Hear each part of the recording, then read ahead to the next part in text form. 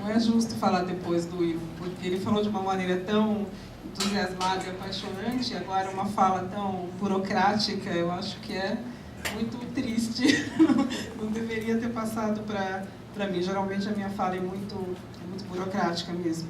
Bom, antes de qualquer avaliação ou de qualquer início de conversa, eu queria agradecer mais uma vez a oportunidade de estar aqui avaliando, conversando com os colegas sobre o trabalho do Ivo. Acho que mais do que uma avaliação é um diálogo, como você já enfatizou na sua apresentação agora, né?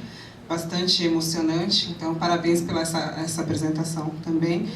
E agradecer ao professor pelo convite, por ter me mantido aqui junto com vocês em mais uma oportunidade de diálogo. Bom, como eu disse, outra coisa que eu quero agradecer, eu até marquei porque eu tenho uma memória péssima, que é agradecer muito, Ivo, você ter enviado o seu trabalho em 2 versões.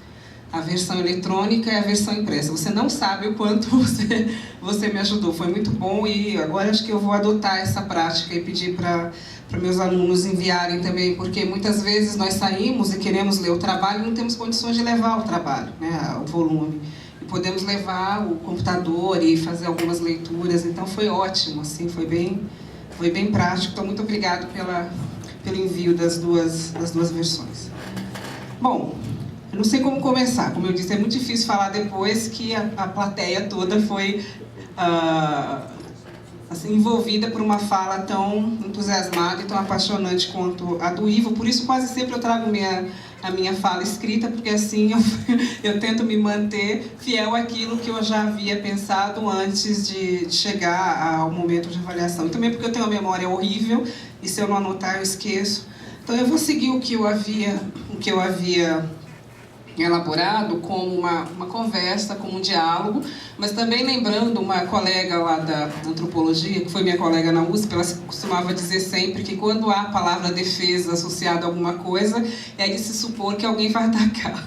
Não é? Então, não é um diálogo tão tranquilo, obviamente, porque se espera que haja algumas críticas ou não, dependendo da situação, mas que a pessoa que está sendo avaliada tenha condições de se defender dos supostos ataques, se houver ataques. Eu acho que é mais um diálogo do que um ataque. Tá? Mas é um diálogo com algumas críticas, então eu já antecipo que não é um diálogo tão afável quanto os diálogos costumeiros que a gente costuma ter.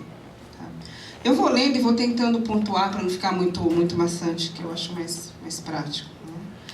Bom, como eu já havia feito algumas sugestões no momento da qualificação, e já havia apontado para o fato de sua tese partir para objetivos muito amplos e ambiciosos, difíceis de serem realizados em um único trabalho, você retomou isso agora na sua apresentação, eu não vou me ater a esse aspecto, né? Acho que você fez um recorte, você abandonou muitas das coisas que estavam lá mesmo na primeira versão. E eu preferi, então, na leitura do seu trabalho, verificar se você encontrou um caminho satisfatório para as suas investigações, tendo como norte para a minha leitura o que é ser pesquisador hoje. Então, tanto para mim quanto para você próprio, o que o seu trabalho indicaria como sendo um norte, um rumo para a realização de pesquisa e para ser pesquisador. Então, eu não me ative às observações sobre a redação e formatação do trabalho, porque, obviamente, nós todos sabemos que quando nós depositamos um trabalho, tem que ser corrigido depois, porque nunca dá tempo de fazer todas as correções. Todo mundo faz isso, então não é uma questão para o seu trabalho, eu acho que é mais uma questão para o tempo reduzido que todos nós temos para realizar os trabalhos que são solicitados. Então, eu queria só indicar que você sabe de antemão que você precisa fazer uma revisão antes do depósito final. Não sei como que funciona no programa, porque você escreve muito bem, você sabe disso, mas acho que na pressa algumas vírgulas desapareceram, algumas coisas ficaram fora de lugar. Então, com calma, você relendo vai conseguir achar esses pequenos deslizes que não afetam a qualidade do seu texto. É só para você ter um material mais coeso, entregue para a leitura de todos que você espera e que com certeza vão ler o seu trabalho. Né? Bom, sabemos que o momento da defesa da tese é aquele no qual se avalia a qualidade de alguém como pesquisador. O que formalmente se espera de uma tese de um pesquisador doutor é que ele seja capaz de oferecer respostas inovadoras para problemas já existentes ou formulados por ele mesmo, que demonstre a sua capacidade de criar e acrescentar novos conhecimentos sobre o assunto. Então, tem uma série de questões, eu não vou ler, senão vou gastar muito tempo, que se espera de uma tese de doutorado, se espera de um pesquisador no que tange a formato, acho que eu falei um pouco sobre isso também na qualificação, né? Sobre o formato do trabalho, sobre a formulação dos problemas ou do problema da pesquisa, sobre a forma como o texto é organizado, sobre metodologia de pesquisa e etc. Então, tudo isso é o que formalmente se avalia quando se tem diante de si uma tese de doutorado. Então, a partir dessa estrutura do trabalho científico, se verifica em que medida o trabalho proposto pode ou não pode ser considerado uma contribuição relevante para a ciência que qualifique o seu autor como doutor na área. Isso é o que nós sabemos formalmente. Contudo, Ivo, você já inicia o seu trabalho desafiando esses paradigmas e procedimentos ao inserir um preâmbulo para a sua tese, no qual apresenta sua história e justifica do ponto de vista pessoal as suas escolhas. E é comum encontrar esse tipo de narrativa, né, se apresentar a sua história e pontuar o seu trabalho e a sua pesquisa relativa àquilo que você foi construindo ao longo da vida. Eu acho que é bastante comum nos exames de livre docência.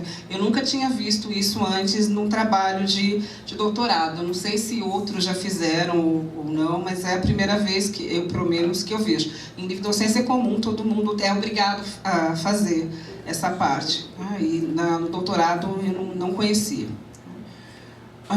Toda a sua narrativa, demonstrando o percurso que realizou para chegar ao momento de defesa de uma tese de doutorado, como você enfatiza, antes dos 60 anos, não pode e não deve ser descartado, porque obviamente diz muito sobre o seu próprio trabalho e sobre o modo como você entende o mundo acadêmico e o fazer acadêmico. Diante de tudo isso, eu fiquei pensando como avaliar sua tese a partir daí, considerando que sua história, por si só, faz de você uma pessoa ímpar. Muitos jovens, com condições bem mais favoráveis do que as que você teve ao longo de sua vida, não finalizam seus trabalhos de mestrado ou doutorado porque não conseguem superar os obstáculos que surgem no caminho, e você superou a todos eles, e nós sabemos que não foram poucos. Eu já tive muitos alunos em condições bem tranquilas e que não abandonaram os trabalhos, não conseguiram finalizar. Então, isso é um mérito seu, você sabe disso. Só que, diante de tudo isso, eu fiquei pensando, como eu leio o seu trabalho? Como será que você quer ser lido, Ivo? E aí eu fiquei pensando em duas entradas possíveis para ler e avaliar o seu trabalho, já que essa é a minha tarefa aqui. Uma delas é essa entrada convencional e formal, por meio da qual são avaliados todos os trabalhos acadêmicos. Então, seguindo todos aqueles padrões formais que nós todos sabemos quais são. Outra entrada é aquela que avalia o seu trabalho como prova de superação, como conquista, como exemplo para que outros, incluindo seus filhos, você diz no seu trabalho, disse novamente, não desistam diante das pedras que encontrarem nos seus caminhos. Penso no que diz respeito ao exemplo que você dá a seus leitores, colegas, filhos, alunos, que não se possa dizer nada além de que você é um ótimo exemplo. Estou certa de que quem acompanhou sua história, acho que muitos estão aqui agora na plateia, compartilhou com você de todos esses momentos e o vê agora, terminando um percurso, só pode sentir orgulho, apreço e admiração por você.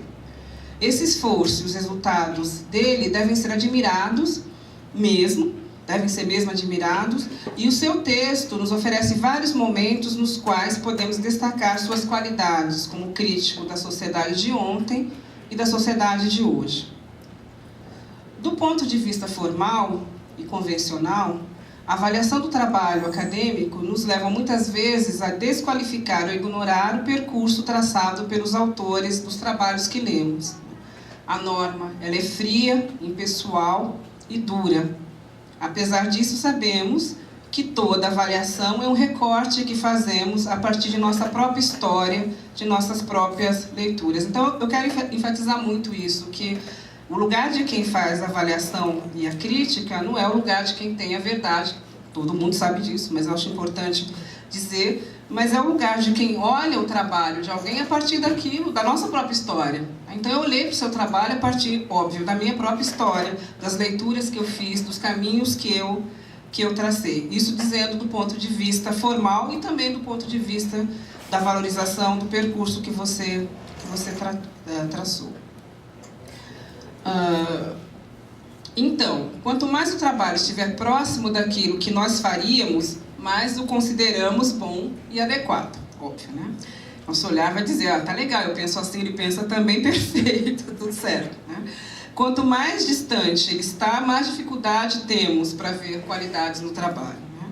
Mas o importante é saber que isso não significa que o trabalho não tenha qualidade, somente indica que o nosso olhar talvez não tenha podido vê-las, ou que nós faríamos de outro modo algumas coisas, né? Se está certo ou errado, eu prefiro dizer que são fazeres diversos, nutridos por expectativas diferentes, leituras outras, experiências de vidas outras, questões que diante da frieza das normas nós omitimos e somente dizemos que está certo ou errado, adequado ou inadequado, né?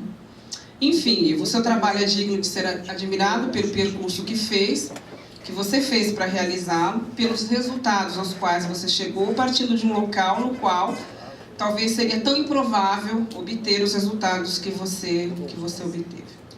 No mais, como a minha história de vida ela é diversa da sua em muitos aspectos, muito embora ela seja tão semelhante em outros, né? Somos todos negros no Brasil, que nós sabemos, racistas, todos estamos vivendo e trabalhando numa instituição universitária onde a minoria é negra quando há, né? Então nós sabemos como é viver, trabalhar, pesquisar, estudar dentro desse espaço e viver no Brasil. Em muitos aspectos, então, nós temos uma história semelhante, em outros aspectos, nossa história é bastante diversa, né?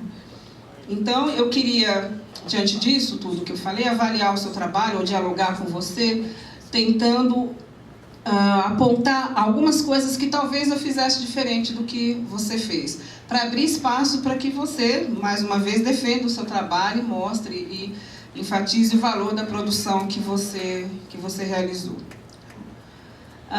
Aí eu queria começar, antes de entrar, eu tenho mais algumas considerações que eu queria apontar valorizando o seu trabalho, mas eu comecei aqui no que eu chamei de avaliação com uma provocação. Isso é provocação pura mesmo, mas eu tenho que fazer, porque eu adoro fazer provocações, né?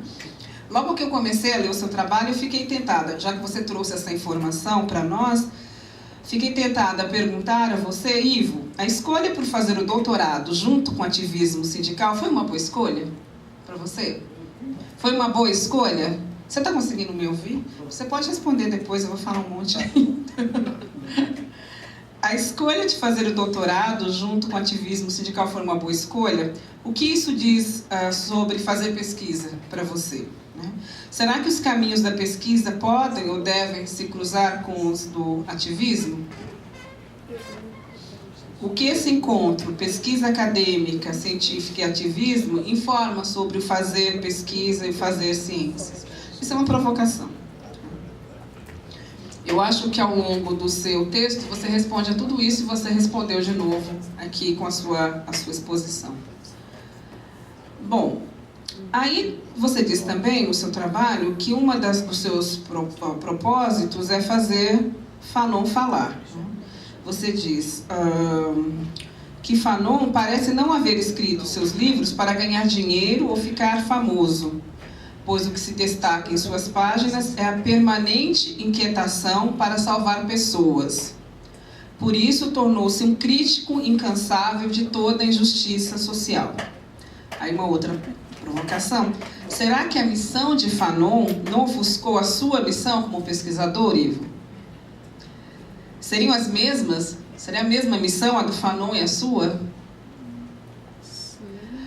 Bom, aí o que eu quero apontar ainda como qualidade do seu trabalho, né? Então, a primeira coisa que eu já havia dito é que eu achei muito bom esse preâmbulo que você fez, os agradecimentos, que é incomum em trabalhos de doutorado, quer dizer, eu nunca tinha visto. Eu achei muito bom ler esse preâmbulo, porque ele localiza o seu trabalho para quem lê, então achei ótimo, gostei bastante. Não sei se meus alunos vão poder fazer o mesmo, mas eu gostei, então já vou passar a receita para frente. Sem sombra de dúvidas, você faz Fanon falar. Isso ninguém acho que vai questionar. E o traz de volta à vida pelo modo como você escolheu tratar a sua obra, com uma certa reverência até.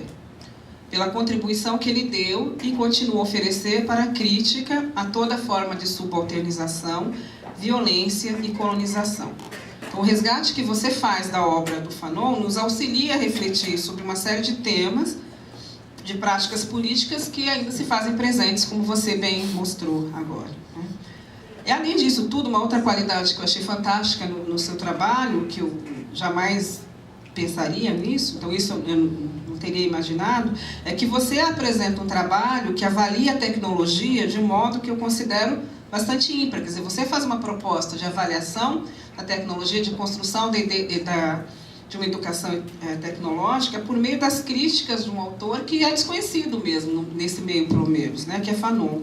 Então isso é bastante inusitado, considerando-se o que se entende por tecnologia hoje e as imensas possibilidades de trabalhos mais fáceis, de propostas mais fáceis que você poderia ter escolhido fazer e que você não fez. Você escolheu um caminho difícil, não é? É falar de tecnologia pela voz de um autor, que é um autor que produziu pouco, considerando o que se tem hoje em termos de tecnologia, e isso produziu no passado, não é? E você trouxe, então, essa contribuição para pensar questões do presente, e isso é uma contribuição assim, muito importante que você oferece por meio do seu trabalho e da sua tese. Bom, agora eu vou partir para tudo que eu faria diferente. Eu vou tentar ser rápida também, no ritmo que vocês... Eu não sei quantos minutos eu ainda tenho, mas a primeira questão que eu ia observar, você já resolveu, né? Já falei 20? Não, tem uns 20. Ai, nossa, falei, gente, já falei 20. Não. A primeira observação que eu ia fazer, e eu achei legal, que você já resolveu para mim, porque eu ia dizer exatamente que o seu problema de pesquisa tem 3 partes.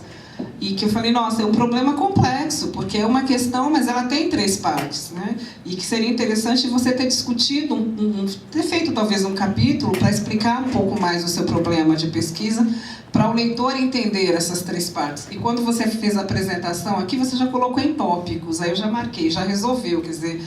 Isso deveria estar aqui na tese, eu acho que talvez fosse o caso de você, se puder reformular, escrever um pouco mais, porque é um problema complexo, dividido em 3 subquestões. Eu acho importante você salientar isso, porque não é muito claro para quem não entende, talvez não entenda do assunto tanto quanto você, para os leitores principiantes, que é um problema composto, né? Aí depois você apresenta os objetivos do seu trabalho, nas páginas 14 e 15, e eu ainda acho que eles são amplos. Eu sempre digo que esse é um vício meu, mas então, talvez você deva ignorar essa parte, dizer que continuam amplos, deveria recortar mais, mas enfim, eu acho que sim. Mas tudo bem, eu acho que eles são amplos, mas você conseguiu amarrar o que você propôs. Só que em alguns momentos eu acho que você subiu a âncora, eu até escrevi aqui, que você subiu a âncora e quase saiu navegando por outros mares no seu trabalho. Eu acho que você tinha os objetivos, que eram amplos, você tentou amarrar e conseguiu amarrar de certa forma, mas em alguns momentos você trouxe muitos elementos que talvez tenham feito o seu trabalho perder um pouco o foco. E eu acho que isso aconteceu por uma coisa que eu estou chamando aqui, de uma dúvida, ou talvez de uma questão que você, não sei se você enfrentou de modo consciente ou inconsciente, não sei, que era entre escolher analisar o trabalho de Fanon ou resgatar o Fanon.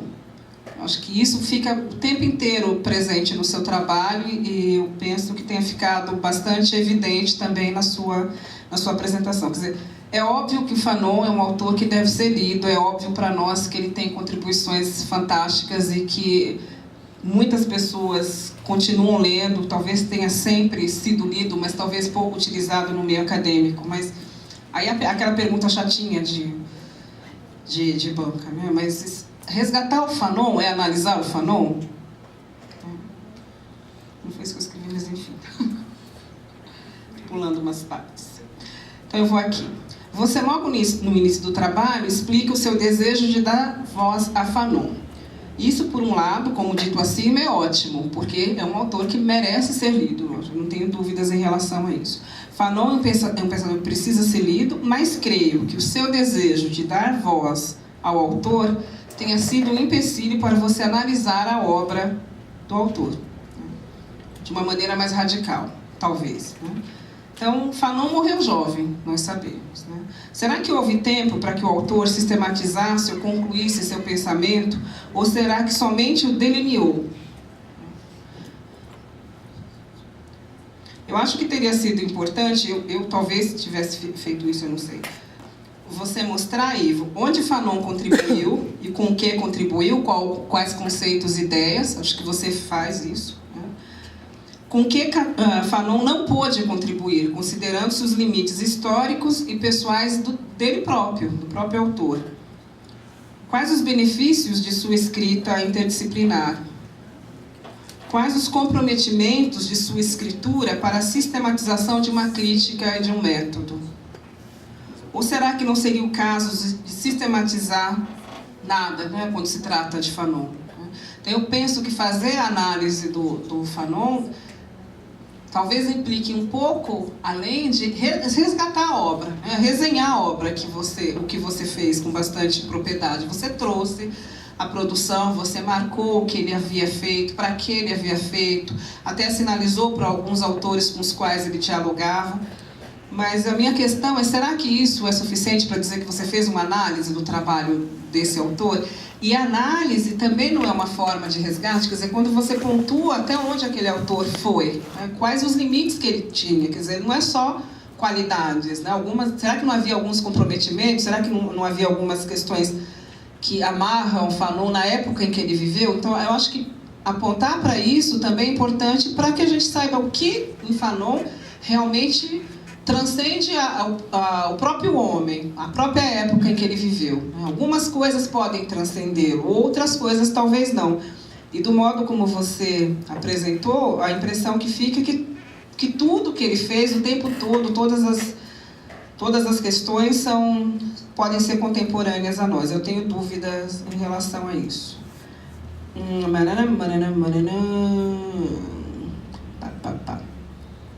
Bom, eu acho que essa escolha que eu identifiquei como resgatar o Fanon, ao invés de analisar o Fanon, ela te impediu de realizar algumas coisas também.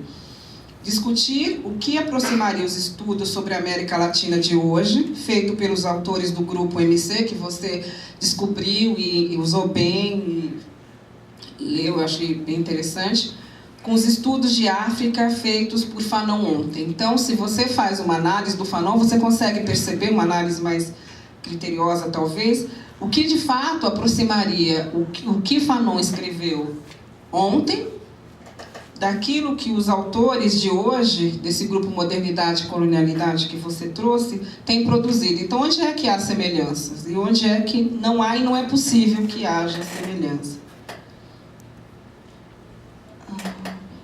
Tá, isso aqui.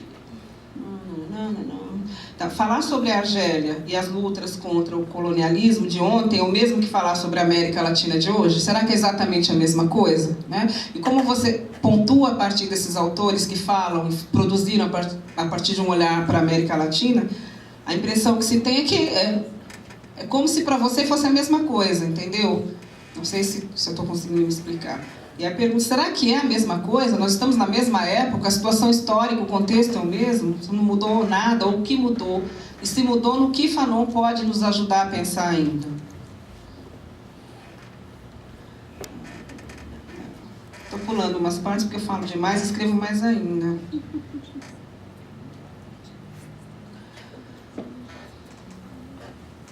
Aqui tem umas coisas que eu não entendi porque que o Weber está fazendo um trabalho. O Weber eu não consegui entender, mas deixa o Weber para lá. Né? Eu acho que essa crítica do Fanon também poderia contribuir para que você pudesse dar força aos seus argumentos quanto à falácia dos estudos científicos, tanto na época do Fanon quanto na nossa época, né? Quando você fala dos autores que você trouxe novamente, que tratam o negro e apontam o negro como se fossem sempre, né, subalternos, inferiores, criminosos, com uma psicologia totalmente patológica. Então, essa análise também nos permitiria entender o que Fanon escreveu lá atrás, que nos ajudaria a pensar nos tempos de hoje. Bom, enfim, o seu desejo de resgatar Fanon criou problemas para você, para que você analisasse os limites e os alcances da obra do autor por meio da construção de categorias que lhe permitisse, que lhe permitisse entrar na obra com o olhar de quem busca conceitos e ideias que podem ter uma vida posterior ao tempo da escritura ou podem ser simplesmente datados. Então, eu creio que uma parte de Fanon seja bastante datada, não ele todo, né? Aí eu aponto para alguns anacronismos, mas eu acho melhor, a gente pode conversar sobre isso depois, alguns momentos que você usa os conceitos dos autores do grupo MC falando sobre a escritura de Fanon, só que Fanon escreveu antes, então você teria que tomar cuidado para não fazer anacronismo, como se fossem os mesmos, a mesma época, como se tivessem escrito juntos, e não foi. Então é só você olhar, eu posso te passar isso depois no texto para você dar uma observada se eu li bem essa parte, se realmente há alguns anacronismos. Eu citei algumas páginas, aí depois você pode olhar. Aí tem algumas partes do texto que eu achei muito interessantes, que eu acho que você poderia aprofundar bastante, a página 75, 78, pensando ainda no uso dos conceitos do grupo MC e pensando em Fanon, que eu acho que são trechos que merecem, não sei, que você fale mais, que escreva um pouco mais também. Não sei se eu leio, eu vou ler só um pedacinho para você saber do que eu estou falando. Na página 75 e 78, quando você diz, esse procedimento de controle, eu estou lendo, citando você, tá? Esse procedimento de controle e disciplinamento é executado a partir de uma base teórica que incorpora técnicas de subjugação pela violência física e outros elementos que, ao longo do tempo, passam a configurar uma cultura. O poderoso aparato empregado pelo sistema de conquista e dominação europeia, junto aos africanos, arrasou as formas e processos socioeconômicos e culturais que estes desenvolviam a partir de seus próprios parâmetros em seu ambiente de origem. As meditações de Fanon abordam essas expectativas, inicialmente na diáspora, enfatizando a situação antilhana, como fez em Pele Negras, Máscaras Brancas. O pensamento de Fanon e a atualidade de sua contribuição para a emancipação do sujeito negro tornam-se compreensíveis, isso é fantástico. Por isso que eu falo, você viu isso no seu texto, né? Mas em alguns momentos fugiu. Então, tornam-se compreensíveis desde que situados na perspectiva da colonização, tanto na África quanto na diáspora. Então, você está apontando, é assim que é possível resgatar o Fanon, né? Então, acho que você deveria ter mergulhado nesse caminho e seguido por aí. Nas duas situações, uma constatação se repete. A violência contra a condição sine qua non do aparente êxito europeu, impor-se enquanto ser, relegando o nativo, o ameríndio, o africano sequestrado, a categoria de nada, o não ser. Essa disputa de ordem ontológica no mundo colonial levou Fanon ao estranhamento das discrepâncias quanto ao sentido do ser humano e do mundo nas regiões colonizadas. Por isso, descreveu e questionou o colonialismo, seus atores, os beneficiários e suas vítimas. Então, esses dois trechos são do seu texto, são sua escritura. E eu creio que eles indiquem um caminho para você analisar o Fanon que seja resgatando aquilo que ele fez lá, que ele apontou lá no passado, que possa ser importante e servir para que a gente pense o tempo presente, né? Fanon descreveu ontem isso e continua a ser algo importante para o tempo de hoje. Essas duas categorias que apresentam, que você resgatou aqui nesses dois trechos que eu citei. E essas categorias, então, elas ecoam, elas fazem sentido quando se lê o Quijano, quando se lê o Minolo, quando se lê o Munanga, que você cita também no seu trabalho, tá? Sem cometer anacronismos, como eu apontei lá atrás. Aí eu vou terminar daqui a pouco, senão todo mundo morre de cansaço. Mas agora tem uma coisa que eu acho que é bem... Talvez seja a parte que seja mais difícil falar, mas que eu acho que é a mais complicada. Porque você dá muita importância para isso, para esse tópico, Ivo, e eu fiquei bastante inquieta com ele. Esse eu fiquei inquieta. Os outros não, acho que é uma coisa que você vai lendo, fala, não, podia fazer isso, fazer aquilo, mas esse eu fiquei inquieta mesmo, porque essa coisa de novo humanismo é muito complicada para mim. Você também ficou? Que bom, não estou sozinha. Porque quando eu leio Fanon, quando você lê Fanon, a impressão que eu tenho, como os autores do grupo MC também, que fazem, você mesmo pontuou isso, então você faz a crítica ao pensamento filosófico tradicional, por isso que me estranha quando aparece o Hegel, apesar de estar no texto do Fanon, o Sartre, apesar de estar no texto do Fanon, mas eu falo, bom, de que lado estamos, né? Nós estamos resgatando o Fanon e a filosofia junto com o Fanon, tem a ver as duas coisas, estamos no mesmo ambiente, porque a impressão que eu tenho é que o Fanon ele abre espaço para fazer a crítica a tudo isso. Aí você vai me dizer se eu estiver equivocada. Então, crítica à filosofia tradicional. Crítica, mesmo que ele use algumas categorias, a expectativa que nós temos quando falamos em reconhecimento e outras categorias é que nós possamos nos afastar desses autores mais convencionais. E agora, quando você fez a sua apresentação, que você disse, olha, os pensadores negros, eles já trabalharam todos essas ideias também, quando você falava de consciência de si na sua apresentação, né? A questão da dialética, eu falei, ótimo, né? Eles poderiam estar aqui, né? No lugar do Hegel, mas porque acho que Fanon e os autores do Modernidade e Colonialidade, acho que a expectativa é essa, que a gente possa dizer não para a filosofia tradicional, né? Mas não é só isso que eu só queria fazer uma pergunta para o raciocínio que você está fazendo ali.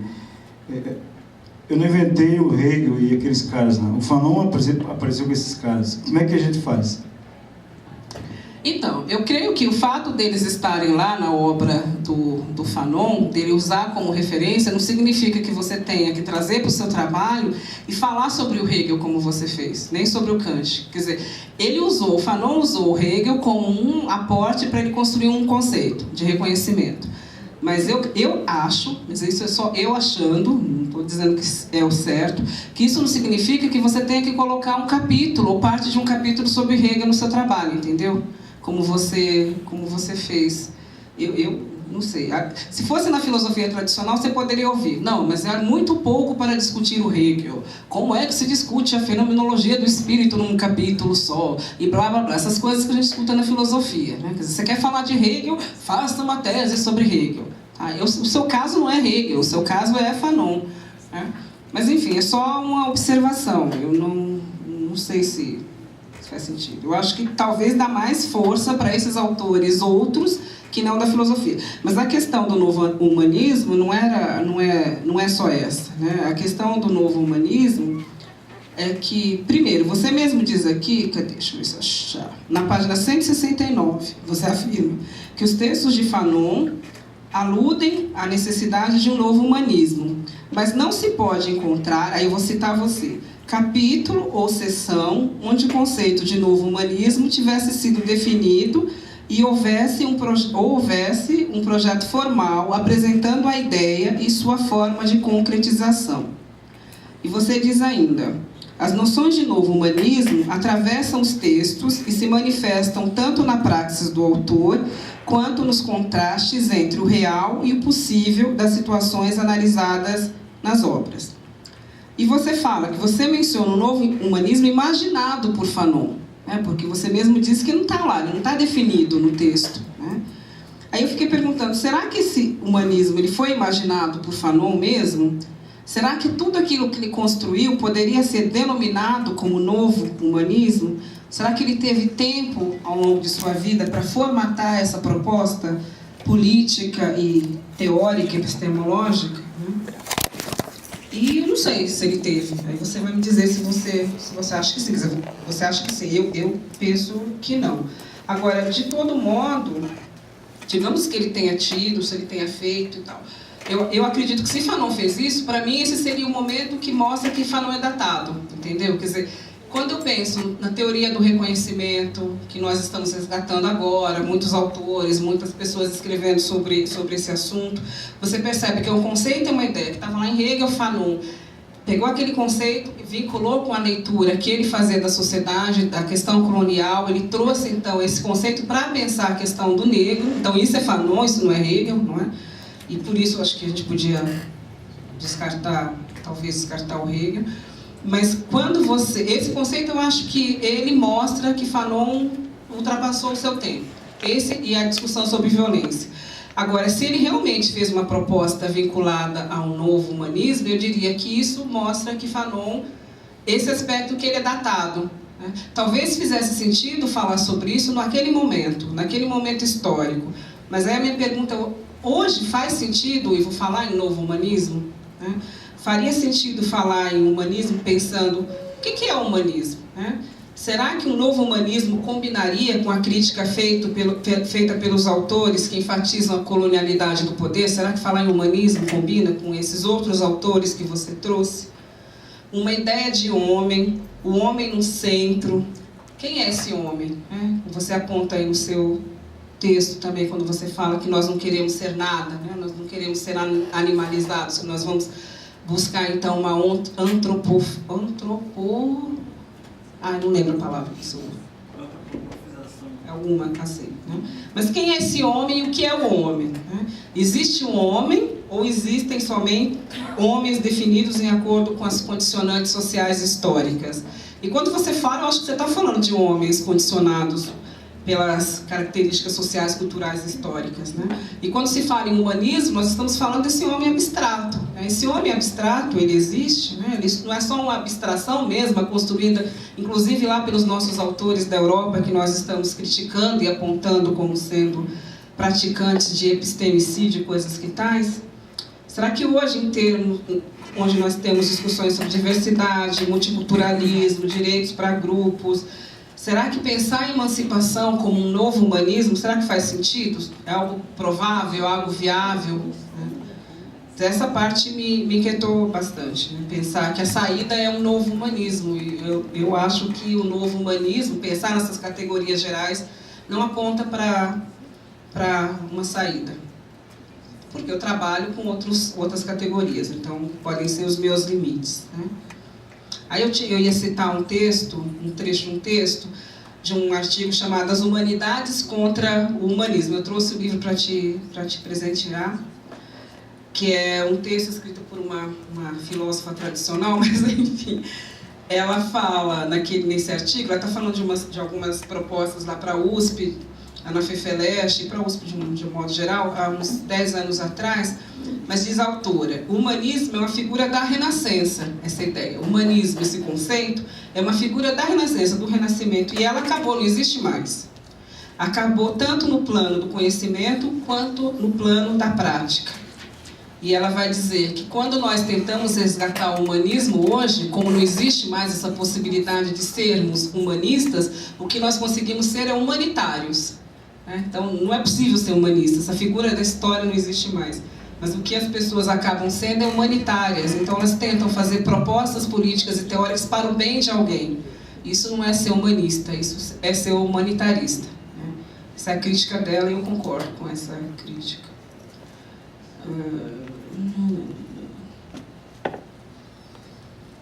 Bom, aí tem umas questões metodológicas, eu acho que você escolheu um caminho difícil de metodologia, eu faria simplesmente uma análise de conteúdo, que eu acho mais prática, e você escolheu trabalhar com lógica, acho que isso também deve ter dificultado o seu trabalho bastante, e análise de conteúdos, para analisar a obra do Fanon, talvez te permitisse uma entrada no texto mais tranquila, né?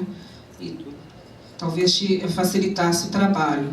Enfim, depois de ter falado mais ou menos sobre tudo que eu escrevi, não sei se de um modo que foi possível compreender, deu para entender alguma coisa? Porque eu falo rápido, feito maluca. Não sei se foi possível entender alguma coisa. Mas eu acho que, talvez, de tudo que você escreveu e de tudo que eu consegui entender do seu trabalho, eu descartaria ou destacaria duas categorias para análise do texto do Fanon, que talvez pudesse permear todo o seu texto, Ivo, e que talvez permitisse fazer essa ponte entre o passado e o presente, os autores que você trouxe. Uma é a categoria da violência, que você apresenta, não falando que ela é uma categoria, mas que você mostra como ela está presente nos textos que você utilizou, e a outra seria do reconhecimento, sobre a qual você falou bastante.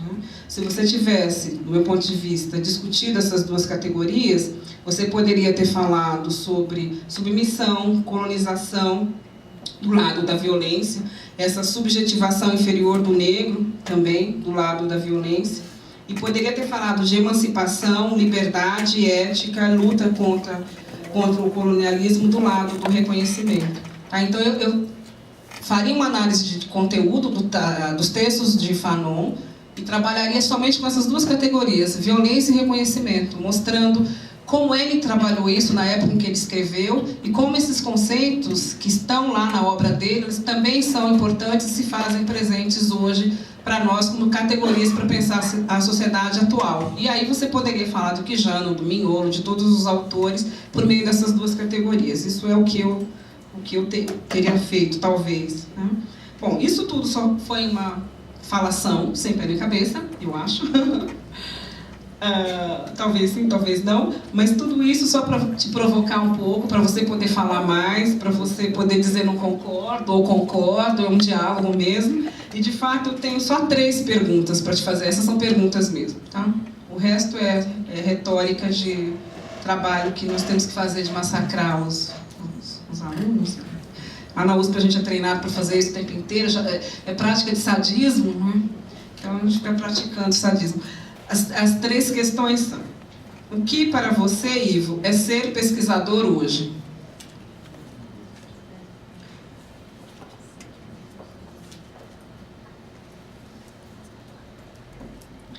Quais parâmetros lhe parecem corretos e adequados para avaliar um trabalho de pesquisa interdisciplinar?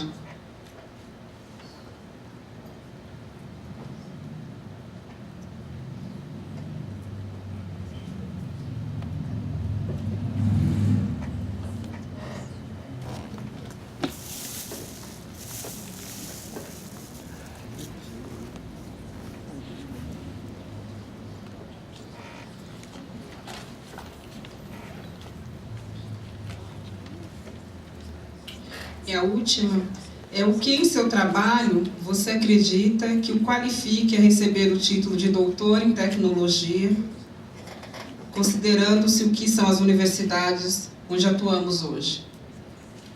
Então, o que em seu trabalho você acredita que o qualifique a receber o título de doutor em tecnologia? É esse o título?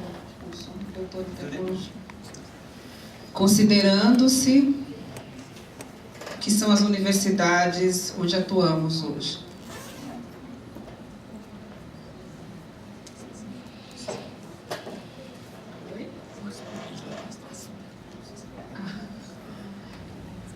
Então, acho que essas são as perguntas que talvez façam sentido, as outras são interpretações a partir da minha história sobre o seu trabalho. Então você considere aquilo que você achar que vale a pena e jogue o resto fora se você achar que não vale a pena. Tá? Obrigada pela paciência em me ouvir. Obrigada.